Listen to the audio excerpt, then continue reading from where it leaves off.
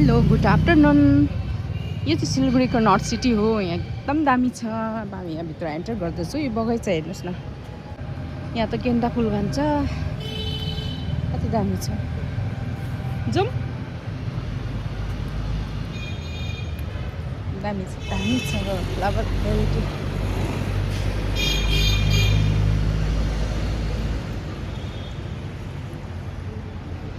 पारि जानुपर्छ। आज हाम्रो लन्च चाहिँ त्यहाँ छ। यहाँ म्याडमकोमा लन्चमा बोलाउनु भएको हामीलाई। यहाँ चाहिँ पानी सुकेछ ल, दामी देखेको चाहिँ। यो चाहिँ नर्थ सिटीको यति सफा छ कि यहाँभित्र।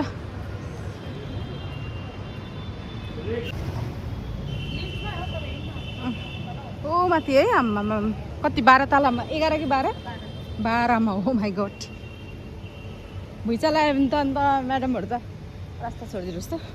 कति सफा छ है नर्थ सिटी, हेर्नुहोस् है यहाँनिर हो। त्यो हराउँदैन। कस्तो मजाले कलम काटेको हो यहाँनिर नि, यसरी दिल्लीहरू जस्तो। यहाँ त दिल्लीहरू जस्तै खालको सिन रहेछ। दामी देख्छ नि। यता गार्डन छ होइन। म 2 पल्ट भएँ यहाँ, आज सेकेन्ड टाइम भयो। दामी साइक्लिङहरू गर्नु है यहाँनिर। कति मजाले फुलेको हेर्नु नि, गेन्दा फुल हाल्नु पर्थ्यो।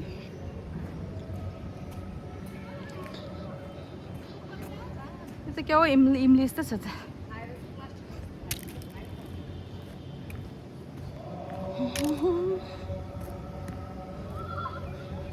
यहाँ हेर्दा त म त बनारस हो जस्तो याद आयो त यस्तै, तर यत्रो अल्को त छैन। बिहान जानु भयो।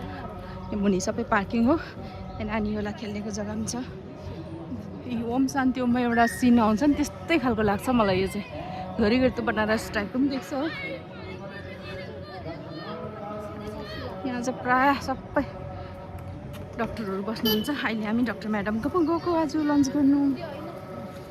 बालकुनी छैन, यसो त बालकुनी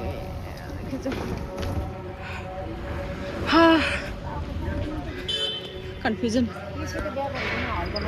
यहाँ उयो के भन्छ, लिफ्ट पनि कम त होइन रहेछ कि, कताबाट जाने है।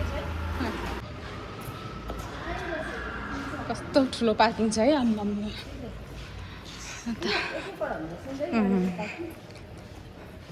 यहाँ यो रुबी पार्किङ। ओ यो रुबी पार्किङ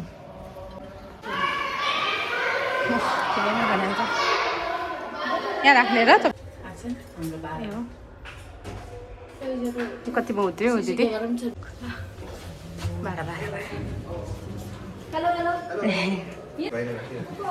यहाँ हाम्रो ऋषि भाइ सिटीको कम्पाउन्डर। यहाँ मन्दिर छ, यो कम्पाउन्डर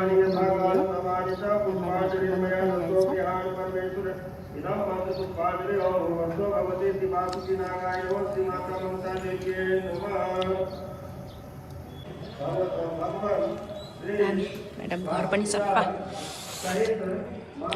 म्यामको सिटिङ रुम।